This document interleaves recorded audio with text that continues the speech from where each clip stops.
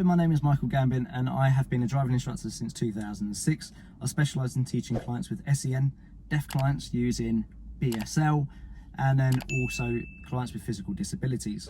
I'm also a fleet assessor, a medical assessor for heart stability, and I'm also an instructor trainer. So I'm quite well versed on how to teach people how to drive and how to teach other driving instructors on how to teach.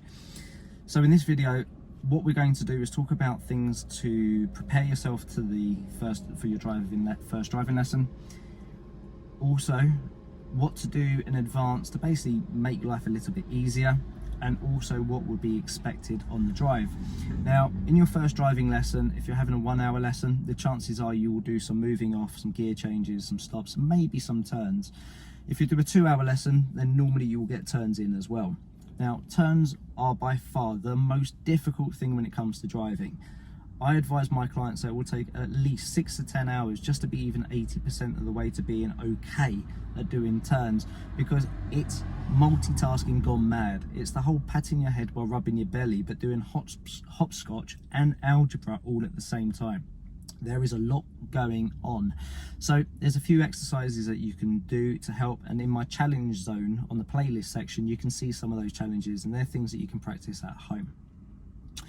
Now, when you get into the car, or before you get into the car shall I say, the instructor will also ask you to read a number plate from at least 20 meters, and that's basically a legal necessity. If you can't legally drive. Other things to also do in preparation for that first lesson is to tell them of anything that you need medical wise, and also any allergies. For instance, if you're allergic to peanuts, you don't want the driving instructor driving to your lesson having a pack of peanuts for obvious reasons. Now, when you get into the car, you're going to do what's called the cockpit check, or the cockpit drill. Now, the first thing is to make sure your doors are shut, and then it's the seat. The height of the seat, first of all, the higher up you are, normally the better, as long as your head's not hitting the roof lining. But being lower down may be more appropriate for some people. But the lower you are, the harder it is to judge the width of your vehicle initially. It does take a bit more time to get used to. It does make the car feel a bit wider. So it does help to have the seat higher. The next thing is the depth from the pedals, and you want to be able to put your left foot all the way down on the clutch and have a slight bend in your knee. If you're stretching for it, you're too far, and that may be dangerous because you need to be able to put the clutch fully down to enable you to change gear and also not to stall. But also you shouldn't be so close that it's uncomfortable. If you find that the front of your shins are hurting at the end of the driving lesson, that's a good prompt that you're sitting too close. Then the rake of the seat, and that's done either by a wheel or a lever, and you want to be able to put the seat into a position that you feel comfortable. When you're holding the steering wheel, that can be adjusted as well, and we're going to talk about that. But you want to be able to feel comfortable, okay? You don't want to be massively upright, and you also don't want to be looking like you're sleeping. Once we've done that, we can then do the head restraint, and that should be set so your eye level is in the center of the pad. That's also a question you could be asked on your driving test. The next thing we do is our mirrors, and we want to be able to adjust our rear view mirror into a position that we can see the entire rear window nice and clearly. And our side mirrors should be set so we can see just a small amount of our car on the inside edges, but the horizon line across the center, so we're seeing as much of the outside of our car as possible. The reason why we don't need to see much of our car is because it's the one thing that we can't crash into. Once we've done that, we can then change the steering wheel, and it doesn't have to be done in this order. You can do the steering wheel before the mirrors, but the seat must be done first. You can adjust it up and down, in and out sometimes as well, and you want to be able to see all of the dials on the car. Then, seatbelt and final check, so making sure that there's no weird warning messages coming up on your dashboard, but also your passengers are all seat belted. Because remember, hopefully it never happens, but if you do get involved in an accident and you hit something at, say, 30 miles an hour, they will continue to do 30 miles an hour into the back of your seat, which could lead to life-changing injuries. So make sure that they're belted up as well. So the first thing that you're going to be taught is how to make the car move and how to make the car stop. Now, a lot of instructors teach POM, which stands for prepare, observe and move. The way I teach it to my clients is BOG. Bite, point, observe and go. For me, it just makes a bit more sense because you're actually stating what you're actually going to do, and BOG is a word rather than POM. So first we start the car. We then put our clutch all the way down to enable us to change gear. If you don't put the clutch all the way down, you can't change gear without crunching it.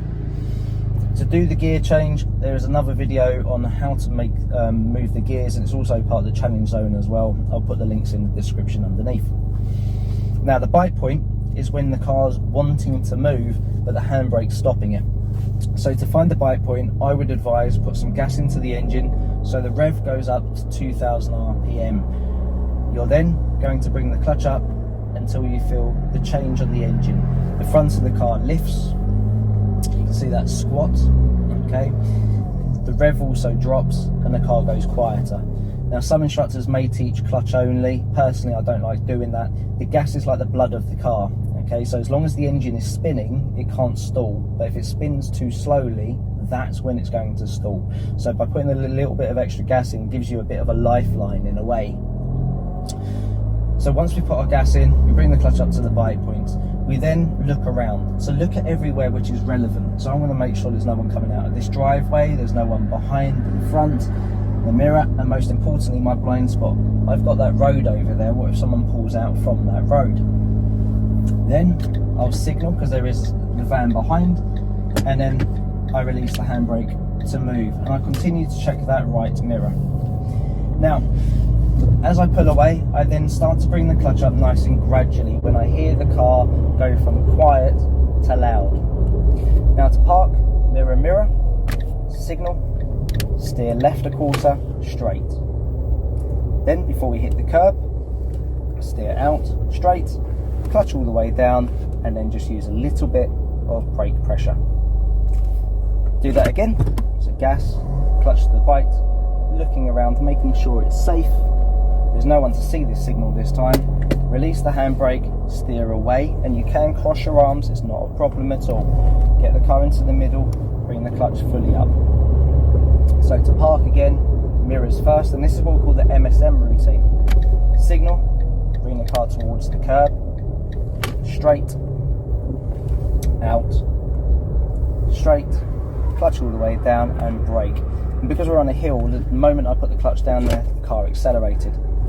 Now this time we're going to introduce the gear change. So again, bog routine or POM, it's safe. A bit more steer this time, so I'm going to work the wheel using what's called pull pushes. Again, I'll put a link in the description on how to do that. Now for a gear change, the timing is 1, 2, 3 and 4, and we do it when we can hear the car's gone a little bit louder, so we can hear the pitch change on the engine at the moment. So it's clutch down, gas off, gear change, clutch back up again, and then we're off. To park, again mirrors and signal, using my brakes this time first, and clutch goes down. Now you probably noticed that's different. So when you're in first gear, we do clutch before brake. So the way I teach it to my clients is when you're 1, you watch CBBS, clutch before brake, but when you're older, you watch BBC, brake before clutch. So again, bite point, looking around, no one to see the signal. Now there's a car coming out, so I'm going to indicate, and I'm going to wait for that car, and there's another car in the distance as well. You can lose the bite point, but it may take a while for you to find it, so holding it is not really a bad option. And it's important to look again before you pull away. Make sure the situation hasn't changed. A lot of people get minor faults or driver faults on their test for that. So into second, and then we're away. Now to go into third, same principle. 1, 2, 3, 4. Back on the gas. Mirrors, signal, little bit of brake, bringing the car in. Clutch goes fully down, and we put the clutch down to stop the stall from happening. Now once we've stopped, we secure the car. Handbrake on, into neutral, cancel your signal if it's still on, and only then come off your pedals.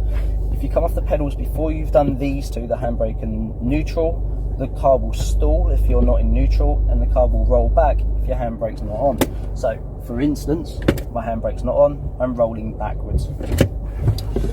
Now for turns.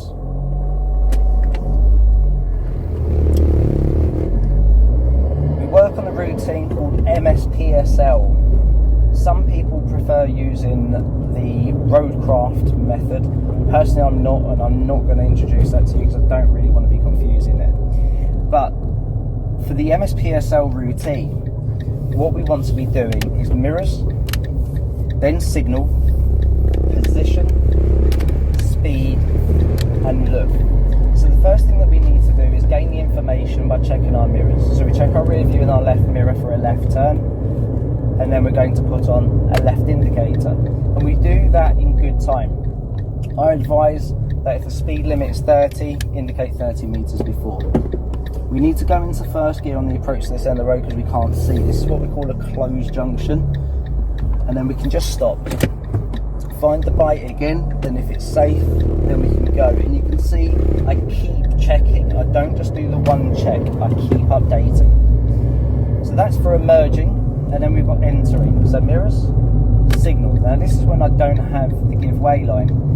Into second gear, clutch up. And you can see I'm nice and slow, I'm not rushing. Now a lot of learners, when they do this, they do it way too quick. They don't brake enough and they do the gear change too late. So to avoid that headache, as soon as you've done your mirrors and your signal, use the brake, slow the car down instantly, because then you've given yourself more time to be able to get everything else done. This road's not exactly that smooth, and you can see I'm not actually touching any pedals at this moment in time. I'm just letting the car take itself. So again, mirror, right signal for the right turn, braking. Now my position for a right turn is I want to be right next to this white line. I don't want to be over it, but I don't want to be too far to the left. Now if I'm on a one-way street, I need to be on that side of the road because that is still our side of the road. And again, it's a very common fail for the driving test when people position to the left for a right turn on a one-way street. So again, end of this road, I'm going to turn right, so mirrors, signal, and you can always lift your hand up to say thank you to people, you just can't flash your lights. Clutch down into first gear, because again, I've got the give way lines. I'm looking repeatedly, it's safe, gas in, clutch to the bite, and you can see it's exactly the same action as when you're doing it when you're stopped. Okay, pull away. And again, I'm just getting through the gears. Now, different cars, the gear ratios are different. I would advise at 20 miles an hour be in third gear, and at 30 miles an hour be in fourth. Some instructors don't like that technique, but you'll be saving around 20% of your fuel economy if you do.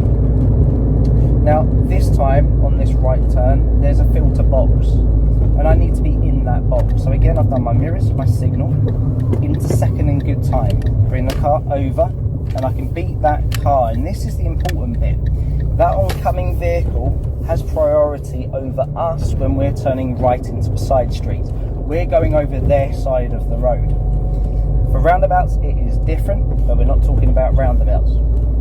So whenever you're turning right and it's not a roundabout, you must give way to oncoming vehicles.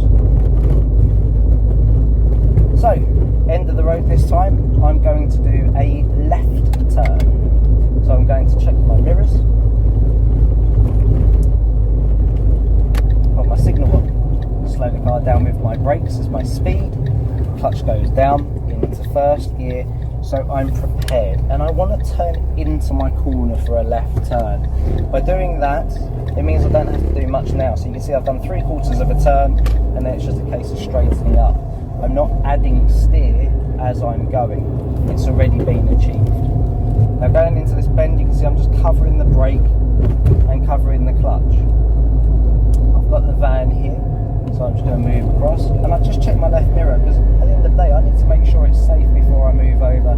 It's not something that you would normally be taught on your first lesson, but if you start doing it from the beginning, that's a great thing because it gets it into your sort of muscle memory. So again, I've checked my right mirror as I go into this bend. Now here, yes, it's a roundabout. You're not going to be taught about roundabouts, but the main thing is to give way to anyone that crosses your path from the right. I'm not going to go into detail on that. There are other videos on that. I've got roundabouts part 1 and part 2, and I will redo the roundabouts video at some time as the editing was poor. Hence why I'm doing this video now, because the editing of the first few videos were pretty bad, really. Same way as you're learning to drive, I was learning how to edit. So mirrors, left signal, brakes, into second gear, clutch up because I'm turning into a road. Into my turn, and I'm having a good look up that road. I want to make sure there's no one there. Mirrors, park, bringing the car over. Once stopped, again secure, handbrake up nice and high, into neutral, cancel my signal if it's still on, and then come off your pedals. So things to remember is how to do your pull away. So the bike point, gas before the clutch, ideally. Whether you use POM or bog routines, completely up to you. For the parking, mirror signal maneuver, MSM, and for turns, MSPSL. Remember, when you're turning out of a road, so when you have a give-way line, most of the time you will be needing first gear, and you'd want the clutch down to stop the car from stalling. Now, there are going to be a few exceptions on what we call open junctions. So if you imagine when you come to the end of the road and it's all grass and you can see very easily, then you may be able to come out of those in second gear. We haven't had any of those today. Whereas when you're turning into a road, so when you don't have a give-way line, normally it's second gear, and you must make sure the clutch is up. Otherwise, you're doing something called coasting. Now, on your driving test, the examiner will give you a driver fault for coasting because it gives you less control of the car and it eliminates the engine braking. And that will come up in your theory test as well. Now, when it comes to turning into a road which is very tight, loads of parked cars, pedestrians, then yes, first gear would be okay. Now, there are also some changes to the highway code that happened earlier this year, 2022. So if a pedestrian is waiting to cross at the mouth of a junction, then you should let them cross, and I would advise you do. At the end of the day, that is the new rules. Yes, if there is a danger, so if you're coming into a turn and the pedestrian all of a sudden pops out from somewhere and there's someone close behind, then it might not be safe to stop. But if they walk onto the road, they have the priority, full stop. You should stop. And that's why it's really important, again, that you check your mirrors, you know what's going on behind you. Because if someone's driving close behind you, and you will probably have this when you are doing your driving lessons, don't go faster. Okay, don't be bullied. Take your time, do what you need to do. Sometimes you may even have to go slower, and it's not to wind them up.